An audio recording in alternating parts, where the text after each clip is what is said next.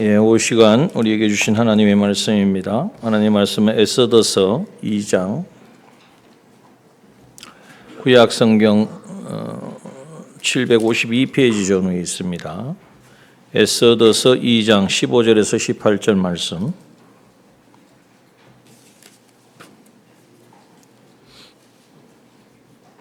하나님의 말씀 구약 성경 752페이지 전후 에스더서 2장 15절에서 18절 말씀입니다.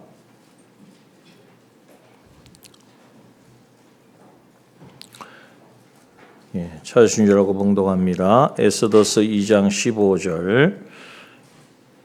모르드게 삼촌 아비하일의 딸 곧 모르드게가 자기의 딸같이 양육하는 에스더가 차례대로 왕에게 나아갈 때에 궁녀를 주관하는 내시 헤게에 정한 것 외에는 다른 것을 구하지 아니하였으나 모든 보는 자에게 괴물 얻더라. 아에수에로 왕의 7년 10월 곧 데벳월에 에스더가 이끌려 왕궁에 들어가서 왕의 앞에 나아가니 왕이 모든 여자보다 에스더를 더욱 사랑하므로 저가 모든 처녀보다 왕의 앞에 더욱 은총을 얻은지라. 왕이 그 머리에 면류관을 씌우고 와스티를 대신하여 왕후를 삼은 후에 왕이 크게 잔치를 베푸니 이는 에스더를 위한 잔치라. 모든 방백과 신복을 향응하고 또 각도의 세금을 면제하고 왕의 풍부함을 따라 크게 상 주니라. 아멘. 우리 오후 시간을 통하여서 우리 함께 나누고자 하는 말씀의 제목은 믿음의 명문 가정입니다. 명문하면 다 좋아하시는 거죠. 근데 이름만 명문이 아니라 정말 하나님이 인정하실 수 있는 그런 믿음의 명문 가문을 이루어가는 우리가 되기를.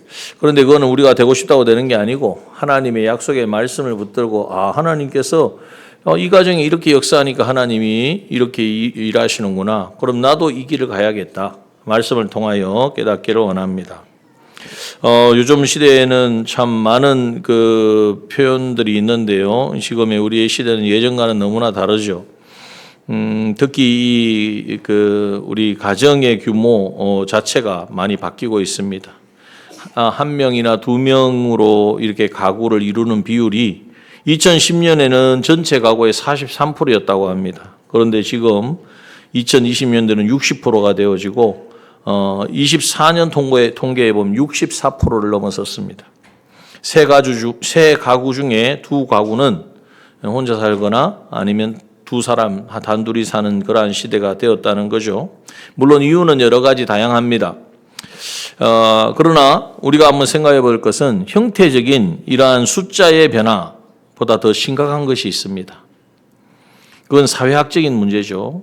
인구가 이렇게 줄어드는 것도 있고 가구가 이렇게 1인 2인 가구로 이렇게 많아지는 이런 여러 가지 그에 따른 여러 가지 부가적인 이야기들, 사회적인 경제적인 문제들이 있습니다. 그러나 그것보다도 우리 그리스도인들이 보아야 할 것은 뭐냐? 오늘날 현대인들의 가정의 내부를 들여다보면은 겉으로는 멀쩡하고 아무 문제 없는 것처럼 보이지만 그 속은 텅 비어 있는, 그래서 부재한 가정, 부재 가정이 너무나 많다는 거예요. 아버지가 분명히 없는 게 아니에요. 부재라는 것은 그러잖아요. 그 회사에 가거나 은행에 가면 앉아 있다가 자리를 비우면 뭘 붙여놓습니까? 부재중 이렇게 하죠. 부재중이란 말은 없다는 말은 아니에요. 잠깐 자리를 비웠다는 이야기죠. 그런데 오늘 가정에 보면은 아버지가 분명히 집에 존재하는데 그저 경제적인 활동을 하는 정도의 사람일 뿐이고 집 안에서는 아무런 존재감도 어떠한 영향력도 미치지 못하는 그러한 아버지의 부재. 또 어머니 역시 자녀와 같이 살고 양육을 하지만은 아이의 학업과 성적 또 여러 가지 학원 스케줄 이런 데는 정말 매달려 가지고 자기의 마음을 다 기울이고 힘을 다 쓰지만 진정한 어머니의 역할, 어머니로서 자녀에 대한 양육과 사랑과 그러한 부분들은 감당하지 못하는, 어머니가 있긴 있는데 어머니가 없는 것과 같은 그런 어머니의 부재, 그러한 아버지가 있지만은 아버지가 없는 것과 같은 그러한 아버지의 부재, 그러한 부재 상황들이, 부재 가정들이 너무나 많아지고 있다는 것입니다. 그래서 이러한 부재 가정이 겉으로 볼 때는 아무 문제가 없어 보이기 때문에 더 위험하다라고 할 수 있습니다. 그래서 이 시대를 살아가는 우리 모든 가정들은 이러한 부재의 질병, 이것도 어떻게 보면 마귀의 영적인 그러한 공격일 수가 있습니다. 그래서 이러한 부분들을 우리가 볼 수 있어야 합니다. 오늘 우리가 읽은 이 에스더서는 다 읽어봐야 사실은 내용을 알 수가 있는데, 그래도 기존에 또 내용을 아시고는 분도 계시니까 자세한 설명은 하지 못하지만 오늘 예배를 마치고 잘 이해가 안 되시는 분은 가서 한번 읽어보시면 재밌습니다. 에스더서 아주 재미있습니다. 읽어보면 드라마틱합니다. 그래서 꼭 한번 읽어보시기 바랍니다. 그런데 오늘 이 본문의 주인공으로 나타나는 모르드게와 에스더의 가정, 그런데 어떻게 보면 그 가정에도 전형적인 부재 가정이었다 하는 것입니다. 에스더는 어릴 적에 부모님을 여인, 아주 고아로 자랐습니다. 또 사촌 오빠였던 모르드게 역시 나라를 잃고 모나번 이방 땅에 이 페르시아라고 바사라고 하는 나라에 이제는 끌려온, 그래서 끌려와서 뭐 하느냐 하면 대궐 문 앞에 문지기로 살아가는 그러한 말이 문지기지 그냥 심부름꾼과 같고 노예와 같은 거죠. 그렇게 살아가는 처지였습니다. 든든한 부모도 없고 기댈 만한 배경도 없고 경제적으로도 넉넉하지 못했겠죠.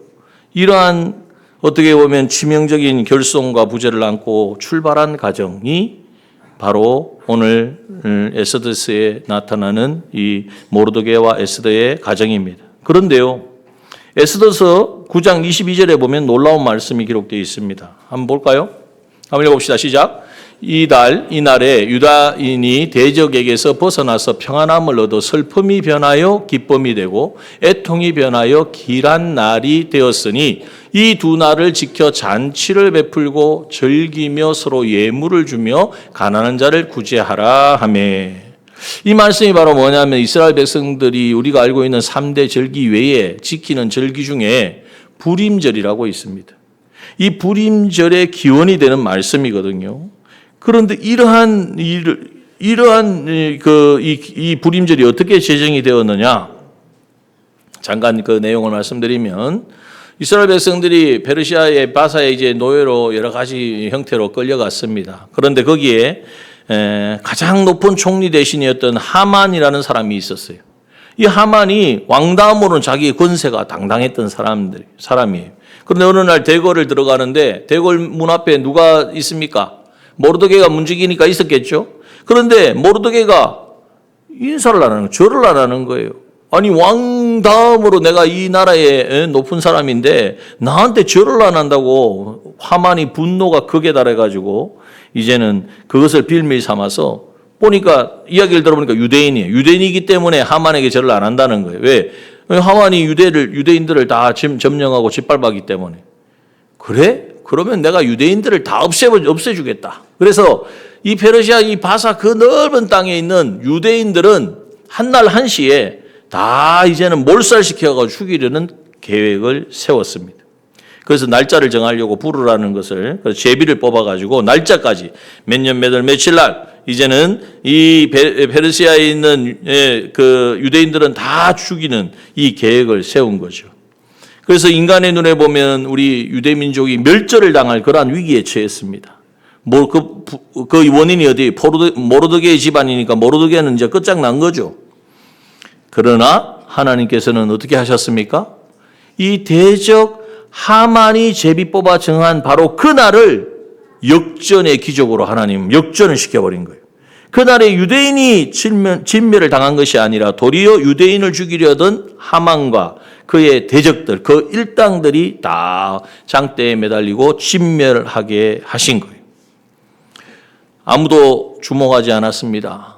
아무도 기대하지도 않았습니다. 그러나 어떻게 보면 인간적으로 보면 모든 것이 부족하고 없는 이 부재 가정이라고 할 수 있는 모르드게와 에스더를 통하여 하나님께서는 원수의 목을 꺾으시고 유대 민족을 구원해 내신 것입니다. 오늘 이 말씀을 통해서 오늘 우리 이 시대 가운데 이거 부재 가정 모든 것이 부족하다, 영적인 문제 여러 가지 상황 가운데 있는 이 우리의 이 삶 가운데에서 우리의 가정이 모르드게와 에스더처럼 이러한 위기 속에서 더 이상 이렇게 가면 사회 분위기가 다 그렇잖아요. 자기 중심이고 이기적이고 자기 가정만 알고, 그런데 이러한 위기 속에서 그들이 민족을 구원하고 시대를 이끌었던 것처럼 오늘 우리도 이 에스더와 모르드게의 가정이 그러한 하나님의 역사에 쓰임 받았던 그 원리를 깨닫고 우리도 그것을 우리 가정에 적용하면 하나님께서 우리를 통하여 이 시대를 변화시켜 주시고 또 이 시대를 감당하고 이 시대 가운데 우리에게 주신 사명을 이루게 하실 줄 믿습니다. 그래서 그것을 세 가지로 살펴보는데요. 그 첫 번째는 뭐냐 하면 한번 볼까요? 한번 읽어봅시다. 시작. 문제를 만날 때마다 하나님이 주시는 신실한 사랑으로 극복해야 합니다. 여러분, 우리가 먼저 깨달아야 될 게 뭐냐 하면 세상에 문제 없는 완벽한 가정은 있을까요? 없을까요? 있어요. 있으십니까? 어느 가정입니까? 네. 이상적으로는 있는데 실제적으로는 참 존재하기가 어렵죠. 그래서 여러분, 우리가 생각해야 됩니다. 문제 없는 완벽한 가정은 존재하지 않는다. 그러면은 우리가 그러한 가정이 없으면은 아예 가정을 포기하고 아무렇지 않게 생각해야 되냐? 그렇지 않다는 거죠. 많은 사람들이 가족하면은 행복, 따뜻함, 돌봄 이것을 생각하지 않습니까? 그러나 그러한 기대와는 전혀 다르게 정말 다른 모습 속에 이 가족들이 살아갑니다. 그래서 우리가 생각하는 환상과 실제의 가족의 모습이 같지 않기 때문에 사람들이 혼란스러워하는 거예요. 사랑해서 결혼했고 축복 속에 자녀를 낳고 그렇게 살다 보면 가족이라는 울타리가 든든하고 기쁘고 감사가 돼야 되는데 때로는 숨이 막히고 구속당하는 것 같고, 그래서 가족이기 때문에 또 어떻게 해요? 모든 게 다 아니까 모를 때는 감출 때는 감추지만 그게 다 드러난 다음에 정체가 드러났잖아요. 그 다음은 아무렇게나 하는 거예요. 가족이기 때문에 쉽게 내뱉는 그 한마디, 그 말 한마디에 자녀와 배우자의 그 가슴에 비수처럼 내려 꽂히는 그러한 현실들을 우리가 보게 되어집니다. 피로 맺어진 혈연 가족도 그러하지만은 교회 공동체도 마찬가지. 예수 피로 말미암아 우리가 가족이 되었습니다. 그래서 우리가 신앙생활을 하다 보면은 우리가 그 모습을 자기 본색을 드러내지 않을 때는 서로 어떤 적당한 거리를 두지만은 이게 이제 점점 가까워지고 뭔가 일을 해보고 또 나는 이렇게 생각하는데 저 사람은 다르게 생각하니까 서로 부딪히고 이러다 보면 자기의 마음, 자기의 가지고 있는 생각 그것이 말로써 이제는 표현되어지고 그래서 서로 상처를 주는 그러한 모습들을 우리가 보게 되어집니다. 여러분, 참 안타까운 이야기죠. 가정에서도 정말 여러 가지 그러한 하나가 되지 못하고 다투고 그러한 부분도 참 안타까운 것이고, 교회 안에서도 서로 하나가 되어지지 못하고 하나가 되려면 한 사람이 좀 양보를 해야 되는데 그게 안 된단 말이에요. 진리도 아닌데 진리 같으면 목숨 걸고 해야 되지만은 아무것도 아닌 것을 가지고 거기에 내 기준에 내 생각에 맞지 않는다고 거기에 정말 죽고 살자고 담배 들면 어떡하겠습니까? 그러니 여러분, 오늘 우리의 그러한 모습들을 보고 때로는 안타까워하고 힘들어합니다. 여러분, 그렇다고 해서 가족이 아닙니까? 문제가 있으면 가족이 안 되지 않습니까? 그래도 가족입니다. 완벽해야 명문 가정이 아니라 여러분, 완벽한 가정은 세상에 없습니다. 점점 만들어져 가는 것이죠. 그러므로 여러분, 우리가 먼저 가져야 될 것은 불완전함과 문제가 있다는 것을 솔직하게 인정을 해야 됩니다. 우리 가정은 괜찮아. 우리 교회는 괜찮아. 우리 교회는 이 정도면 됐어. 여러분, 그렇지 않습니다. 오늘 우리 안에 분명히 불완전함이 있고 문제가 있다는 것을 먼저 인정하고, 그래서 믿음 안에 서로 조율하고 또 때로는 내가 양보하고 때로는 좀 이해를 시키고 이렇게 믿음 안에 품어가는 그러한 가정, 그러한 교회가 되어야 한다는 것입니다. 오늘 모르드게와 에스더 상처가 있겠습니까? 없겠습니까? 얼마나 많겠어요? 문제가 많겠습니까? 적겠습니까? 많죠. 오늘 5절과 6절을 보면 읽질 않았지만 5절과 6절에 보면 모르드게가 어떤 사람인가가 나옵니다. 도성수산에 한 유다인이 있으니 이름 모르드게라. 저는 베냐민 자손이니 기스의 정손이요 시므이의 손자요 야일의 아들이라. 쭉 요고냐의 백성을 사로잡아 갈 때 모르드게도 함께 사로잡혔더라. 무슨 말입니까? 포로로 잡혀온 이 모르드게는 자기의 조부와 부친이 있는데 쭉 올라가면 누구라는 이야기입니까? 이스라엘의 첫 번째 왕인 사울입니다. 그러니까 사울 왕의 후손인 거예요. 왕족이에요, 왕족. 그래도 베냐민 지파, 그래도 이스라엘 첫 번째 왕이 물론 뭐 하나님이 버리셨지만 어쨌든 왕이 했었고 왕을 했던 사람이고 그 왕족의 후손이었어요. 한때는 왕족으로서 온갖 부귀 영화와 존귀를 누렸던 명문가였습니다. 그런데 나라가 망하고 이제는 이방 땅 페르시아에 끌려와서 대궐의 문을 지키는 이방 나라의 대궐 문을 지키는 이 하급 노예 신세가 된 거예요. 과거에 화려했던 영광에 비하면 지금 얼마나 비참합니까? 어려움이 있습니까? 그런 가운데 보통 어떻게 하면 아이고 내 신세야 그러면서 막 술이나 먹고 행패나 부리고 이렇게 삐뚤어질 수 있는 그런 상황이죠. 거기다가 또 어떤 일이 있습니까? 자기 삼촌 부부가 일찍 돌아가시니까 누구를 또 책임져야 돼요? 사촌 동생 에스더까지 집안에 자기가 또 돌아봐야 될 그러한 상황이 된 거예요. 자기 먹고 살기도 힘든데 포로 주제에 부모 잃은 어린 사촌까지도 키워야 되니까 어떻게 보면 원망하고 불평하고 그 상처가 정말 클 수밖에 없는 그런 절망적인 상황이라는 거예요. 그러나 성경은 한 번도 그들이 신세 한탄을 하고 상처를 주고받고 원망하고 불평했다는 말이 없습니다. 에스더서 2장 7절에 보면 저의 삼촌의 딸 하다사 곧 에스더는 부모가 없고 용모가 곱고 아리따운 처녀라. 그 부모가 죽은 후에 모르드게가 자기 딸같이 양육하였다. 어떻게 했다고요? 자기 딸같이 억지로 실어서 뜯어맞게 가지고 그래도 내가 뭐 어떻게 내가 책임져야지 이 정도가 아니라 자신의 딸과 같이 여기면서 양육했다. 여러분 어떻게 이것이 가능하겠습니까? 내가 만약에 모르드게 입장이면 그게 가능할까요? 여러분 여기에서 우리가 발견할 수 있는 것은 모르드게는 이러한 환경과 상황을 뛰어넘는 정말 인간으로서는 그거 다 이해할 수 없는 놀라운 그 사랑은 하나님으로부터 오는 하나님 아버지가 부어주시는 그 신실한 사랑. 그걸 성경은 헤세드라고 이야기를 하는데 그 하나님의 그 사랑이 그에게 있었기 때문이라는 거예요. 지금의 처지는 비참하고 또 부모 없는 조카도 돌아봐야 되고 그러나 그 가운데 하나님이 주시는 그 긍휼한 마음 그 마음으로 마치 자기의 딸처럼 양육을 했다는 것입니다. 그러므로 먼저 우리가 믿음의 명문 가정을 이루어 가려면 여러분 좋은 환경, 여건 하나님이 길을 열어주시고 이런 것에 있지 않다는 거예요. 물론 때로 하나님 필요하면 주시겠죠. 그러나 돈이 없다고 해서 부모가 안 계시다고 해서 그게 문제가 되는 것이 아니라 어떻게 보면 진정한 결손은 뭐냐.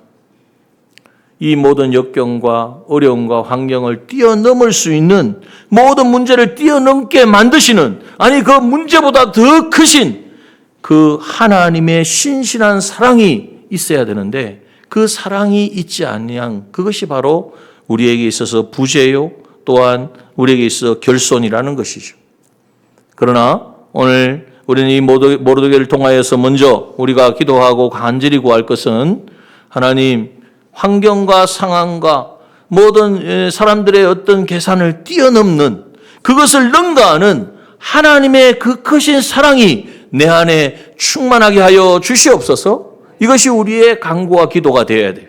그래야 그 하나님의 사랑에 의해서 모든 것을 결정하고 그것이 사람들 보기에는 야, 너도 너를 못 책임지는데 누구를 책임진다고 그러냐? 그러나 하나님의 사랑에 이끌림을 받아서 그 에스더를 돌아보고 살폈기 때문에 나중에 어떤 일이 납니까? 유대인들이 다 몰살되어 죽을 수밖에 없는 상황에서 그 에스더를 통하여 하나님이 일하시잖아요. 생각이나 했겠습니까? 계산을 하고 모르드게가 앞으로 에스더를 궁정에 보내가지고 왕비가 되게 해서 우리가 위험할 때 써야 되겠다 이런 계산을 했을까요? 아니란 말이에요. 하나님 주시는 그 사랑에 그 인도하심에 계산되지 아니하고 환경과 상황을 탓하지 아니하고 그 삶을 주어진 삶에 하나님과 교제하고 동행하는 삶을 살았을 때에 하나님께서는 그를 통하여 모르드게의 가정 그 가정을 본받자 믿음의 명문 가정으로 세우신 줄 믿습니다. 두 번째 우리가 생각해야 될 것이 뭐냐 하면 한번 읽어봅시다. 시작.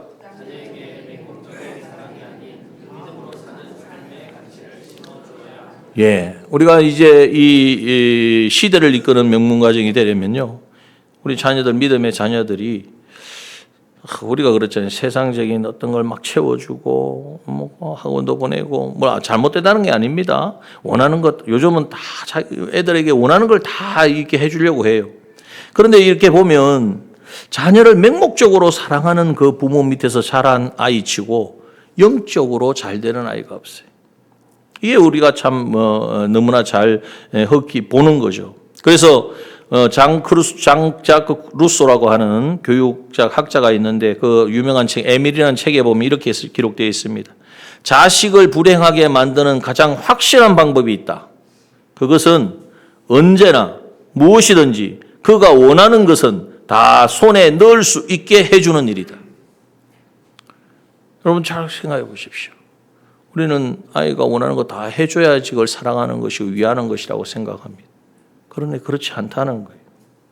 언제나 무엇이든지 원하는 거 다 너 해줘 보십시오. 그게 안 되어지면 그는 인생을 아마 그냥 내팽개 칠 것입니다. 오늘 모르드게를 보십시오. 일찍 부모를 잃고 눈물로 자란 이 양딸 에스더를 바라볼 때에 얼마나 마음이 애틋했겠습니까? 세상에 좋은 것 해주고 싶지만 그런 형편이 안 되잖아요. 그러나 모르드게는 에스더에게 자기 자신만을 아는 아이로 키우지 않았습니다. 어떻게 했느냐? 세상의 부귀영화보다도 너는 하나님의 백성이다. 그래서 하나님의 백성이라는 정체성이 훨씬 더 중요하고 너 혼자 잘 먹고 잘 사는 인생이 아니라 너가 주변에 있는 사람들을 살리고 그들에게 정말 가치 있는 인생이 무엇인지를 보여주는 그런 삶을 살라고 가르쳤다는 거예요. 그 증거가 뭡니까? 왜 제가 괜히 막 그들을 칭찬하려고 하는 이야기입니까? 아니에요. 에스더서 4장 8절을 보면 에스더서 4장 8절의 말씀에 보면 이제 이 유대인들을 다 진멸하라고 하는 조서가 꾸며졌습니다. 왕이 직인을 찍었어요. 그런데 그 조서를 유다인을 진멸하라고 수상궁에서 내린 조서 초본을 하닥이라는 사람에게 주어서 에스더에게 보게 했습니다. 누가요? 모르드게가. 그래서 부탁하여서 뭐라고 부탁했냐면 왜 보게 했느냐면 왕에게 나아가서 그 앞에서 자기의 민족을 위하여 간절히 구하라 그랬어요. 어떻게 생각하면 에스더만 생각하면 여러분 간절히 구하면 되는 게 아니에요. 왕이 이제 읽어보시면 아는데 왕이 부르지도 않았는데 왕 앞에 탁 나타났다? 그러면 바로 죽입니다. 왜냐하면 암살범으로 그 오인을 받아가지고 왕이 불러서 금오를 내밀어야 그때서야 말을 할 수가 있는 거예요. 그런데 왕이 부르지도 않았는데 뒤에 보면 30일 동안 지금 왕이 안 불렀다고 하는데 갑자기 우리 민족 죽게 생겼다고 왕 앞에 찾아가가지고 왕이여 할 말이 있습니다. 제 한마디만 하는 동안에 벌써 목이 달아날 거예요. 다시 말하면 모르드게가 지금 에스더에게 하라고 이야기하는 것은 네 목숨을 다해서 네 목숨 안위를 돌아보지 말고 뭐 하라는 거예요? 민족을 위하여. 민족이 지금 유대 민족이 다 죽게 생겼는데 유대 민족을 위하여 네가 희생하라고 하는 거잖아요. 이러한 말이 그냥 이렇게 나올 수 있겠습니까?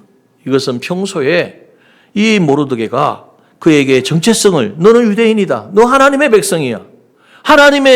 우리는 지금 이렇게 포로로 잡혀와서 고난을 당하지만 이것이 우연히 된 것이 아니라 하나님이 이미 우리에게 말씀하셨고 그 말씀대로 되어진 거야. 때가 되면 하나님 반드시 우리를 회복시켜 주실 거야. 아마 신앙 교육을 분명하게 했습니다. 자, 그런데 이 말을 듣고 에스더 4장 13절 14절에 보면 어떻게 말하냐면 에스더가 처음에는 거절을 했거든요. 왜? 지금 내가 나갈 수도 없고 가면 죽습니다. 거절을 했더니 모르드게가 다시 이야기합니다. 에스더 4장 13절 14절에 보면 모르드게가 그를 시켜 에스더에게 화답하되 너는 왕궁에 있으니 모든 유다인 중에 홀로 면하리라 생각지 말라. 너는 왕궁에 있으니까 모든 유다인들 죽어도 너는 살리라고 그런 착각하지 마라 이 말이. 이때 내가 만일 잠잠하여 말이 없으면 네가 아무 말도 하지 아니하면 유다인들은 다 죽는 게 아니라 다른 데로 말미암아 노임과 구원을 얻으리니요. 왜? 하나님이 그렇게 하실 거라는 거예요. 하나님은 하나님의 백성들을 책임져 주실 거니까 네가 말 안 한다고 해서 왕에게 나아가지 않는다고 해서 우리가 구원받지 못하고 우리가 못 사는 것이 아니다. 그런데 네가 만일 너와 내 아비 집은 멸망하리라. 네가 하나님이 이때에 너를 통하여서 하실 일에 네가 순종하지 않으면 너와 내 집이 멸망을 당하리라. 내가 왕후의 위를 얻은 것이 이때를 위함이 아닌지 누가 아느냐? 하나님이 지금 너를 그곳에 생각해봐라. 네가 어떻게 왕비가 될 수 있느냐 말이에요. 왕비가 될 수 있는 요건과 조건이 없었어요. 전적인 하나님의 역사란 말이에요. 그렇다면 하나님이 이때를 위하여 너를 세움이 아니냐. 이렇게 이제는 공고하는 거예요. 여러분 이것에 한번 생각해 보십시오. 이 모르드게가 어떻게든 이 상황을 모면하려고 방법을 쓰는 겁니까? 그게 성공한다는 보장도 없잖아요. 에스더가 성공한다는 보장도. 그러나 하나는 이 모르드게는 바로 에스더에게 그런 교육을 했고 또 하나님이 이때를 위하여 예비하여서 지금까지 되어진 일이 그렇습니까? 에스더가 왕비가 되는 게 쉬운 일이 아니잖아요. 왕비가 되기 위해서는 지금 있는 왕비가 폐위가 돼야 되는데 진짜 폐위를 시켜버리잖아요. 이 모든 것이 하나님이 하시는 역사라는 것을 알기 때문에. 그래서 모르드게는 육신의 목숨보다도 더 소중한 가치, 하나님의 나라와 그의 백성을 구원하는 이 영적 가치를 붙들고 살았고 또 이것을 전수했기 때문에 그의 가정은 놀랍게 그래서 에스더가 뭐라고 말합니까? 16절 에스더 4장 16절에 보면 유명한 다른 건 몰라도 이건 많이 들어보셨을 거예요. 자, 한번 읽어봅시다. 에스더 4장 16절 시작. 당신은 가서 수산에 있는 유다인들을 다 모으고 나를 위하여 금식하되 밤낮 3일을 먹지도 말고 마시도 마소서. 나도 나의 신녀로 더불어 이렇게 금식한 후에 규례를 어기고 왕에게 나아가리니 죽으면 죽으리이다. 이렇게 나온 거예요. 규례를 어긴다는 자체가 벌써 죽은 목숨이에요. 왕 앞에 왕이 정한 규례를 어긴 거죠. 그런데 하나님의 말씀이 더 크고 하나님이 또 주시는 그 인도하심이 더 분명하기 때문에 왕이 말한 규례를 어기고 왕 앞에 나가면 죽는데 그럼 죽어도 좋다는 거죠. 죽으면 죽으리이다. 이것이 여러분 위대한 순교의 고백인 줄 믿습니다. 이러한 고백과 이러한 선포가 우리에게 있어야 되고 그리고 근데 이건 하루아침에 나오는 게 아니에요. 항상 삶 속에 우리의 가치를 어디에 두고 사느냐. 무언가를 결정할 때에 시대를 따라서 흐름을 따라서 이렇게 막 살다가 갑자기 어느 날 주를 위하여 네가 네 생명 드릴 수 있겠냐. 누가 그걸 감당하겠습니까? 뭐 하나 이렇게 해가지고 희생하는 것도 힘든데 뭐 주님 앞에 드리는 것도 아까운데 그러나 평소의 삶 속에서 정말 세상의 것에 연연하지 아니하고 주님이 뭐라고 하시든지 주님이 주시는 그 가치, 진리의 가치를 따라서 살아가는 이 삶을 살았기 때문에 모르드게도 그러했고 그 말을 들은 에스더가 처음에는 거부했지만 그러나 이 모르드게의 권유와 말을 듣는 가운데 그 마음에 감동이 있으니까 죽으면 죽으리이다. 여러분 그러한 결단이 있는 우리가 되기를 원하고 또 그러한 결단을 본을 통하여서 우리 자녀들도 우리의 믿음의 자녀들도 그렇게 주를 위하여 죽으면 죽으리이다. 주님께 모든 것을 맡기고 순종할 수 있는 그러한 우리 가정들 다 되기를 소원합니다. 마지막으로 우리가 생각해야 될 것은 뭐냐 하면은 한번 읽어봅시다. 시작. 인생의 위기 앞에서 내 힘을 의지하지 않고 하나님이 주시는 지혜를 구해야 합니다. 여러분 우리의 믿음의 명문 가정이 되려면요 철저하게 지혜를 구해야 돼요. 지혜를 어떻게 구합니까? 구하라 그러면 주신다 그랬잖아요.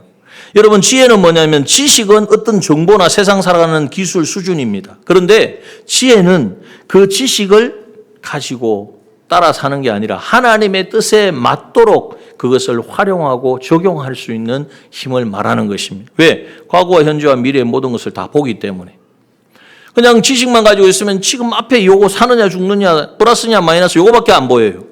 그러나 지혜를 하나님 주신 지혜를 가지면 영혼까지가 보인단 말이에요. 결국이 보인단 말이에요. 그러니까 실패하지 않는 거예요. 여러분, 에스더가 죽으면 죽으리다 고백하고 왕 앞에 나갔을 때에 그 왕이요, 하나님 은혜를 주셔서 금호를 내밀어요. 만약에 금호를, 이 지팡이인데 내밀지 않았으면 에스더는 죽었어요. 그런데 금호를 내밀고 뭐라 하냐면은, 에스더요, 그대의 소원이 뭐냐? 왕이 얼마나 좋았더니 나라의 절반이라도 주겠다, 이렇게 나오는 놀라운 일이죠. 그런데 그때 만약 에스더가 지혜가 없었다면, 예? 하나님이 주신 지혜가 아니라 그냥 지식적으로 그냥 했다면, 이거 이때다. 왕이 지금 물으니까 이때 그냥 하만이 막 이렇게 해가지고 이 유대인들을 죽이려고 합니다. 왕이여 살려주소서, 이렇게 했을 거예요. 그런데 에스더가 그렇게 했습니까? 펑펑 울면서 왕이여, 예? 이 악독한 하만 총리가 얼마나 악한지 아십니까? 막 일러바쳤죠. 그렇게 안 했단 말이에요. 어떻게 했죠? 에스더 5장 4절에 보면 에스더가 왕에게 말합니다. 왕이여, 내가 잔치를 이렇게 맛있는 음식을 하고 잔치를 베풀 테니 왕 꼭 오십시오. 근데 올 때 혼자 오지 마시고 누구 데리고 와요? 하만도 데리고 오소서. 5장 4절에 나와요. 그리고 가시고 이제 참석을 했어요. 그러니까 네가 뭘 원하느냐? 이랬더니 왕이 참석해가지고 나한테 원하는 걸 이야기해. 나라의 절반도 주겠다. 그랬더니 에스더가 또 뭐라 그럽니까? 내일 다시 한 번 더 오십시오. 내일 다시 한 번 더 잔치, 내가 베푼 잔치에 또 누구와 같이 와요? 하만도 데려오십시오. 내가 왕과 하만을 위하여 베푸는 잔치에 또 나아오소서. 내일은 왕의 말씀대로 내가 이 말씀을 드리겠습니다. 그렇게 했어요. 왜 그렇게 했을까요? 한번 생각해 보세요. 여러분, 그 당시 하만은 왕 다음으로 위치해 있는 사람입니다. 자기가 손해볼 일을 할 수도 없고 하지도 않을 뿐더러 만약에 위기에 상하면 그 상황을 뒤집을 수 있는 힘이 있는 사람이에요. 그러니까 바로 만약에 에스더가 왕이요, 하만이 이렇게 했습니다, 이렇게 한다고 해가지고 하만이 그 문제를 해결하지 못할 그 문제를 벗어나지 못할까요? 얼마든지 정치적으로 조금의 혼란은 있지만은 피해갈 수 있고 벗어날 수 있어요. 그러면 이제 결국은 어떻게 되겠습니까? 유대인들은 다 괘씸죄에 걸려가지고 이제 더 당하겠죠. 그런데 이 에스더는 이 하나님이 주신 지혜를 가지고 두 번을 잔치에 참여해달라고 했는데 첫 번째 참여하고 두 번째 참여해달라는 그날 밤에 하나님이 왕의 꿈을 꾸게 하죠. 그 꿈이 아니라 이제 잠이 안 와가지고 예전에 이제 역사서를 뒤적여 보다가 거기에 어떤 내용을 보느냐면 에스더서 6장 2절에 3절에 기록되어 있습니다. 그 속에 기록하기를 문지킨 왕의 두 넷이 빅다나와 데레스가 아에수로 왕을 모살하려는 것을 모르드게가 고발하였다 하는 기록이 있는 거예요. 왕이 이걸 보고 이런 일이 있었어? 그래서 사람을 불러가고 묻습니다. 이 일을 인하여 무슨 종기와 관작을 모르드게에게 베풀었느냐? 모르드게에 어떤 혜택을 줬느냐? 이거 모르드게 아니었으면 이 암살 당했을 거 아니냐? 그런데 그 시신이 부하가 말하기를 아무것도 베풀지 아니했다는 거예요. 그러니까 이제는 왕이 알게 됐죠. 에스더가 말하기도 전에 모르드게가 어떤 사람인지를 알게 된 거예요.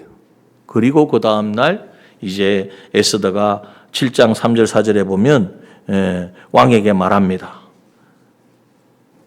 나와 내 민족이 팔려서 죽임과 도륙함과 진멸함을 당하게 되었나이다. 만일 우리가 노비로 팔렸다면 내가 잠잠하였으나 그래도 대적이 왕의 손해를 보충하지 못하였으니 왕이 이 하만이 우리를 다 죽이려고 계략을 꾸몄고 그렇게 되면 노예 생활하던 유대인들이 다 죽으니까 그걸 누가 해야 되겠어요? 자기들이 해야 될 거 아니에요, 그 사람들. 그러니까 이게 손해가 엄청난 것이다. 이제 왕에게 모든 것을 다 고하게 됩니다. 그 결과 어떻게 되었습니까? 하만이 모르드게를 죽여서 이제 달 매달라고 장대에 큰 높은 장대를 만들어놨는데 하만이 거기에 달려. 여러분, 이게 바로 지혜입니다. 에스더가 그런 지혜를 가진 것이 아니라 에스더가 이 모든 것에 하나님의 뜻에 맞도록 하나님이 지금 이때에 말을 하려고 하시느냐 하지 말라고 하느냐. 이거는 이거 하나님 주신 기회다. 이게 자기 판단에 빠지면 안 된다는. 여러분, 이러한 지혜는 어디에서 나옵니까? 에스더 이런 지혜는 어디에서 나올까요? 아까 우리가 주신 말씀을 생각해야 됩니다. 어떤 말씀이냐면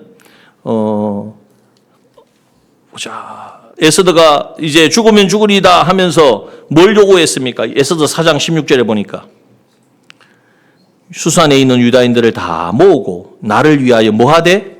금식하되 밤낮 3일을 먹지도 말고 마시지도 마소서. 나도 시녀와 더불어 금식한 후에 왕에게 나아가겠습니다. 여러분, 그래서 여러분 우리는 지혜가 부족합니다. 지식도 부족하지만 지혜는 더더욱 하나님의 뜻을 찾고 그 뜻에 합당하게 나아가는 것이 너무나 부족해. 그렇기 때문에 지혜가 부족하거든 후히 주시고 꾸짖지 아니하시는 하나님께 구하라. 구하는 자에게 성령을 주시지 않게 좋은 것으로 주시지 않겠느냐. 그러므로 우리가 구하는 자가 되어야 돼요. 금식은요, 이렇게 어떤 분이 정의를 했어요. 인생에서 가장 엄숙한 때를 맞이할 때 금식은 그리스도인의 불가피한 행동이다. 직면한 문제의 엄숙한 성격 때문에 육체를 지닌 인간이 일정 기간 육체적 즐거움을 완전히 포기하고 오로지 하나님께만 모든 신경을 집중하는 것, 이것이 바로 성경적 금식의 핵심이다. 금식을 했다는 것은 기도했다는 겁니다. 기도하기 위해서, 하나님께 집중하기 위해서 먹는 것조차 다 금했다는 거예요. 금식을 하면 시간이 많습니다. 하나님과 교제할 수 있는 시간이 차고 넘칩니다. 여러분, 오늘 기도로 하나님께 집중할 때에 하나님은 하늘의 지혜를 부어주시는 줄 믿습니다. 그러므로 이것이 에스더가 왜 이렇게 했을까요? 아마 모르드게가 평소의 삶에서 본을 보였을 거예요.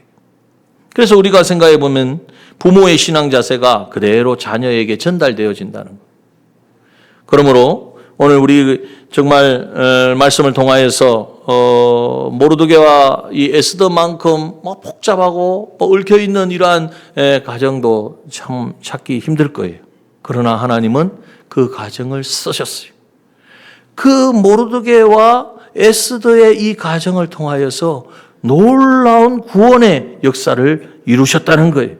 그렇다면 우리는 얼마든지 이 원리를 깨닫는다면 우리는 얼마든지 세상 탓하고 환경 탓하고 시대 탓하고 살아가는 것이 아니라 이 시대 가운데 하나님이 이루어 가시는 놀라운 구원의 역사에 쓰임받는 가정과 또 우리 교회가 되어줄 줄 믿습니다. 더 이상 우리는 세 가지를 꼭 기억하십시오. 화려한 어떤 환경, 물질의 풍부함, 그러나 그 안에 진정한 하나님의 사랑이 없다면 그것은 오히려 독이 되어질 것입니다. 그러므로 하나님의 사랑이 늘 풍성하게 임하고 흐르는 그러한 우리 자신과 가정이 되어지기를 우리가 힘씁시다. 세상 지식은 밤새도록 가르치지만 하나님의 말씀대로 살아가는 진정한 믿음의 가치, 이거는 가르친다고 돼요. 나는 안 하면서, 나는 순종 안 하면서, 나는 뻔히 애들 딱 교회 와서 예배 맞추고 가면은 어느 집사가 어떻고 누가 어떻고 하는 이야기를 들으면서 아이들이 어떻게 말씀으로 믿음으로 살아가겠습니까? 그러므로 내가 믿음의 가치를 보여줘야지 우리 자녀들도 우리의 가정도 하나님이 기뻐하시는 그러한 믿음의 가정으로 세우실 것이. 위기를 만날 때에 우리는 어떻게 해야 됩니까? 지혜를 구해야 합니다. 지혜는 하나님만이 주실 수 있어요. 무엇을 통해서 받습니까? 구하는 자에게, 무릎으로 나아가는 자에게. 나는 안 하면서 자녀들에게 하라면 되겠습니까? 내가 먼저 주님 앞에 무릎 꿇고 겸손한 모습. 우리 아버지가 전부를, 우리 엄마가 뭐든지 할 수 있을 것 같은데 하나님 앞에서는 무릎을 꿇더라. 여러분, 이것이 그의 자녀에게는 귀한 교훈이 되어지고 그 자녀가 나중에 에스더와 같은 상황 속에서도 죽으면 죽으리이다. 하나님께 모든 것을 맡기고 무릎으로 나아가 하나님이 주시는 지혜를 얻어서 정말 놀라운 하나님의 구원의 역사에 쓰임받는 자녀가 되어질 줄 믿습니다. 오늘 이거 세 가지를 꼭 기억하면서 오늘 우리 하나님 앞에 이 시간 우리 한번 기도했으면 좋겠습니다.